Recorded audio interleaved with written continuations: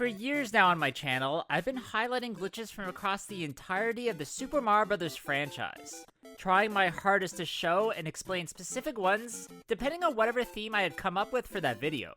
In making all of these, I quickly realized that there isn't really a comprehensive guide for glitches in each game, which I am surprised by as there are glitch compilations, but they aren't thorough in explaining things and aren't fully complete.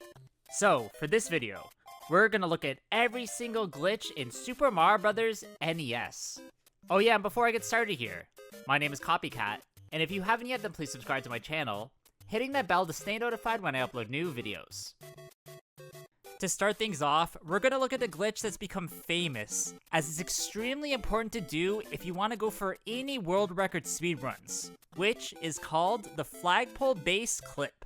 Why this is so important is that it causes the end pole's flag to stay put so you don't have to go through the animation of it lowering, saving a few seconds in the process, which is huge for a speedrun that's already under 5 minutes, meaning it's almost perfected.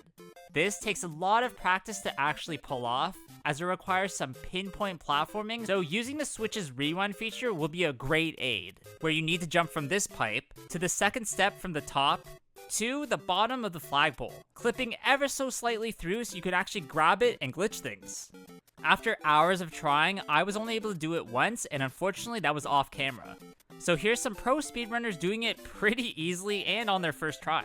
I think there's some sort of code manipulation going on here, but I'm not smart enough to really understand what that means or why that happens. But just know this one's tough, and really the only glitch I couldn't pull off myself for this video, which is unfortunate.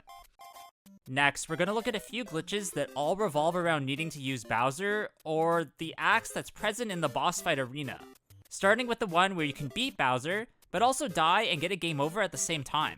To do this, you have to be at 1 life as Small Mario, and complete your fight against the King Koopa by timing it so that you touch the boss and the axe at the same time. You'll die, but end up in the next stage as if nothing had happened, also ensuring that you retain your life, so it's not like the game is in a glitch state or anything, it's just strange. This hitting Bowser and the axe at the same time is actually used in another glitch where you're able to hilariously become Small Fire Mario, this time approaching the situation powered up in some way. Once you pull it off, you'll notice that the next power-up you come across is a Super Shroom, even though you're in Super Mario form, and taking it will make you small, which is trippy and confusing.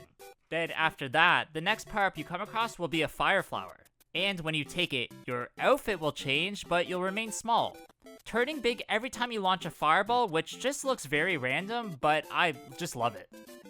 Another King Koopa base glitch I want to look at, but this one is relatively small, makes the boss appear to be a different color if you have it approach you and not the other way around. If you stand around here and wait until Bowser comes forward, he will appear to be in a more underground base blue color and not his normal green look. I'm not sure why this occurs, but in a game that's almost 40 years old, I won't fault it too much. Another visual glitch that can happen in the Bowser fight arena involves the axe in a way to ensure it doesn't disappear when you finish the fight. To do this, you have to beat the King Koopa via fireball, so you have enough area to run and jump into this small gap so that you can touch the right side of the axe instead of the left to trigger the destruction of the bridge. I guess that Nintendo never thought anyone would even want to touch the axe this way in the first place, so they only coded the left side to cause it to vanish, leaving the right side normal, probably to save memory, but who knows. One glitch that allows you to gain the maximum amount of lives relatively quickly is the infinite lives one. That can be done anywhere that there's a Koopa on a set of block stairs. What you need to do is put the Koopa in its shell on one of the steps, then jump on the cell at just the right angle where you should start to bonk off it continuously, racking up a score combo that eventually leads to lives.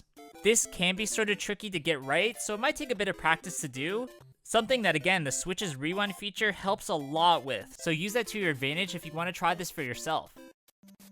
Once you hit the maximum 128 lives, a glitch can occur if you lose a single one of them, as for some reason it will force a game over.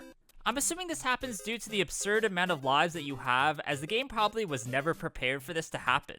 So once it hits that limit, the counter internally refreshes and for some reason thinks that you're at 0 instead. Odd. One very strange thing you can do in this title is jump between the pixels of the blocks in the wall and actually phase through if you're lucky. leading to a few glitches we're gonna look at in a second. Pulling this off all has to do with timing, speed, and your jump towards what you want to get through. Something that's not easy at all and takes tons of practice to finally perfect. One place that this can be used is in the minus world glitch, which allows you to visit a level that I'm sure the developers did not intend for you to get to. Starting this off by getting to the end pipe of World 1-2. Next, break these two bricks just above the pipe, then crouch jump towards this specific spot on the wall, where if you did it right, you'll perfectly clip through into the warp zone. When here, don't scroll at all, then just go down the first pipe and you'll get transported to a strange underwater minus world instead of being taken to World 4, where there's actually not much to do at all in this place. If you make it to the end pipe and enter it, it won't take you to the flagpole and instead will just transport you back to the start, meaning you're stuck here and have to restart your system to fix it.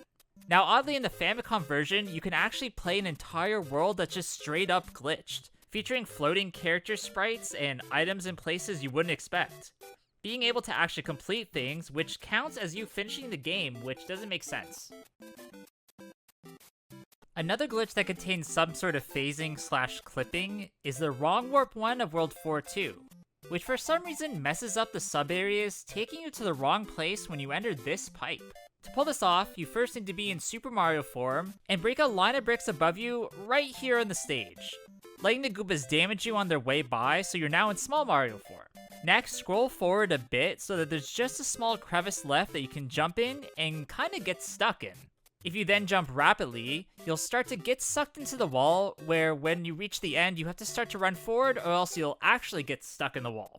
Once you're back on solid ground, run towards where the vine is, and with a well-timed and somewhat skillful jump, you can trigger it without revealing the other hidden staircase of blocks. Once you do all this, you'll notice that if you enter this pipe, instead of going to a normal coin sub-area, you'll now be in the warp zone that's located up the vine, with you somehow corrupting the game, which puts you in the wrong place as a result. Another one of these wrong warps can happen in the last level of the game, World 8-4. Here being super useful in speedruns as it allows you to progress forward faster than usual, saving you a few seconds, which is important. This is a lot easier to pull off, as all you have to do is make it to this specific pipe and scroll forward just a bit so that one block of the platform is visible just past the lava pit. For some reason, this again screws things up, and getting in that pipe takes you to the underwater section instead of back to the start of the maze. Something I'm sure confused a few people who accidentally came across this, as the setup isn't that hard, and I could see this occurring without much thought. Next is another glitch that's very easy to pull off, which can occur in both the underwater levels of World 2-2 and World 7-2. At the stage's end pipes, you can see a small one-block size space that you can fit in just harmlessly as Small Mario. But if you're Big Mario and you crouch swim into the spot and stand up, you'll be stuck. If you continuously jump here, you'll eventually clip into the wall and get really stuck, needing to wait the clock out to reset the level. In the PAL version, this will be fixed as the developers filled in the gap to prevent any entry. Probably because this happened by accident quite a bit, although you do have to be messing around to find it, so it's not like it must have happened all the time to everybody. One really strange way to get stuck at a stage is if you jump too much in any of the pick your own path maze-based stages, breaking the mechanics of it, making it so that you can't reach the boss fight. Now, this must have happened to players by accident, as rapidly jumping is just something people do, especially ADHD individuals like myself, probably leaving people super confused. I guess maybe you have to pass a certain point with Mario and you're meant to be walking when that happens? Not sure. So if you know any more about why this is occurring, then please let me know in the comments below. Up next is a way to make the trampoline of World 2-1 disappear, and for you to get stuck in a very awkward position. You have to be Super Mario and bonk off this first Goomba right here, and get hurt in mid-air by the second, transforming you into Small Mario. This is not easy and takes a bunch of practice to do, especially as it's not a natural gameplay movement that you would be used to. Next, you just need to quickly run towards the trampoline and jump on it, where it will turn invisible, and for some reason you'll get stuck in the place that it used to be, soft locking the game, needing to wait out the clock to restart things. Next is a music-based glitch, which plays the wrong level completion theme song if you finish the stage powered up with a superstar. This can be most easily done in World 1-1, where you just have to let this star progress a bit through the stage before you collect it, which will then allow you to make it to the flagpole as Invincible Mario and hear this.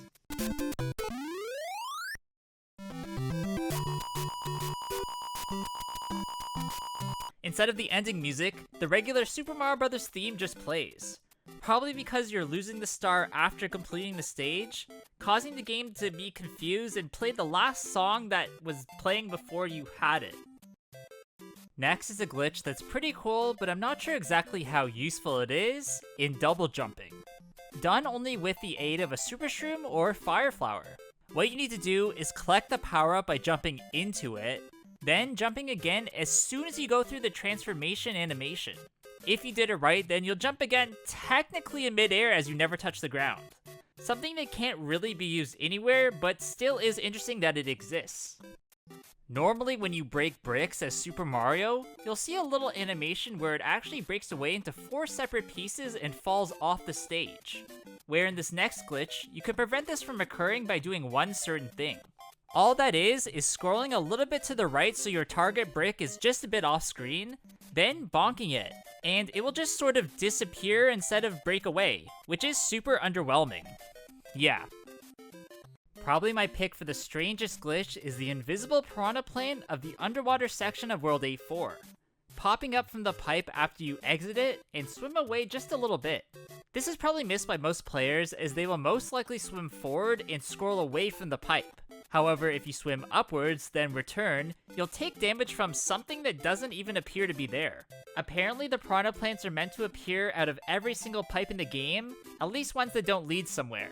Only in some instances bugging out because of memory overload, but that's not what's happening here. Its invisible nature has to do with the underwater setting and the color palettes conflicting with the plants. So it is there, but it's not, you know what I mean. One strange thing about how Super Mario Bros. Is coded is that it still sort of has screen wrapping like in its past arcade entry, but here only through the top and bottom of the screen, being able to use enemies falling into voids to do a few glitches. The first is taking damage by jumping above the screen at the same time a Koopa or some other foe falls down a pit, needing to time it so that for the few pixels it warps through, you'll get hit and damaged. If you do the exact same thing but with a shroom, it becomes a smooth way of collecting this power-up, which is something that can be done right away in World 1-1 if you want to. Also in World 1-1, you can use the same enemy void technique to pull off a very intricate glitch that allows you to get over the flagpole. Although bear with me here as it gets a bit complicated. First, scroll the screen so a very small portion of this void is visible, maybe just enough so that a Koopa can still fall within it. Next, let that turtle fall down the pit, and jump at the right time to screen wrap and bonk off it so that it cowers into its shell. You know you did it right, as when the Koopa regains consciousness, it will now essentially be underneath the level, having to follow it as it makes its way towards the end. Now, this is the tricky part, as you have to time your jump just right so you actually again screen wrap and bonk off the Koopa, using the height that you get from it to get over the flagpole and into a spot you're not supposed to be. There is one other way to make it over a flagpole in this game, and that's in World 3-3, needing to use the scale lifts to do so as their height can be manipulated to help you. If you put the lift sorta like this, then get a running jump, you should be able to clear the flag with ease and get to explore past the castle, which unfortunately is just an endless wall, so it is kinda boring. Up next is a dumb method in which you can get stuck within a vine if you do something specific to it, but nothing too crazy. This can happen easiest in the underground setting of World 4-2. Needing to trigger the vine, then scroll a bit so that it disappears just to the left off screen. If you then just jump towards the block where the vine was, then you'll literally get stuck within it, being unable to leave. Needing to wait until the timer ends to try the level again. One movement mechanic that wasn't intended in the original entry, but would become a staple of the franchise in the future, is wall jumping. Being able to use this to your advantage to save yourself from death, or get to a higher up area much quicker than you're meant to. This is used in speedruns to get to this pipe much faster in World 8-4, where you usually have to uncover a hidden block and waste valuable milliseconds, that could result in a world record run or not. Apparently what you're doing here is actually jumping in between the pixels that aren't, visible on screen, but they are there in the game's code. Sort of being the same way that you phase through walls that we talked about earlier, just really showing how rudimentary and kind of messed up this game is. A really annoying glitch that can cause you to die if you aren't careful are the invincible hammer bros of World 8-4. As if you rush through the stage, then you'll notice that from time to time, they're unaffected by the Koopa shells. I found this out the hard way the first time I ever played the stage, dying several times in confusion until I finally realized something weird was up. All you really have to do is just take your time and you should be fine. But it still sucks as this is a tough level, and getting some sort of help would be useful. Up next is a glitch basically anyone can do, which is that the game doesn't allow for 2 power-ups to be on the screen at the same time, making the first one that you had just triggered disappear. All you have to do is leave the first power-up alone, which isn't something that you usually do as it's to your advantage to collect them, but whatever, and just trigger the second one as they're on screen. You'll see the first one just disappears into thin air, and there's really nothing at all that you can do about it. Next, we're going to look at a glitch that really wigs out a specific bullet bill in World 6-3. Having it attached to a wire that's not even there for seemingly no reason at all. All you have to do is wait on this platform right here and bonk off of every single bullet bill that comes by, where eventually one will glitch out and become attached to a wire where you then can continuously bonk off it until it gets too low and falls off. Just take a look at how strange this is. The final glitch we're going to look at in this video is also one of the most tedious to pull off. Forces a random vine to spawn out of the ground in the beginning of World 1-2. To begin things here, you have to beat the game normally so you have access to hard mode, which is required to make this work. Also having to select 2-player mode, as for some reason it's also required. As player 1, you need to die somewhere within that World 1-2. Then as player 2, make it all the way to World 5-2, triggering this vine and staying on it. The idea is to get killed via hammer by a hammer bro while holding on, which then spawns in that vine when it's player's 1 turn again, but in a strange spot of World 1-2 and only part of it, and you can't even use it to get anywhere. Alright, that's gonna be it for today's video, guys. I really hope you did enjoy this one. If you did, please leave a like, comment below if I missed any glitches, and of course subscribe to my channel. Hope you guys all have a good day, and I'll see you on the next one. Bye!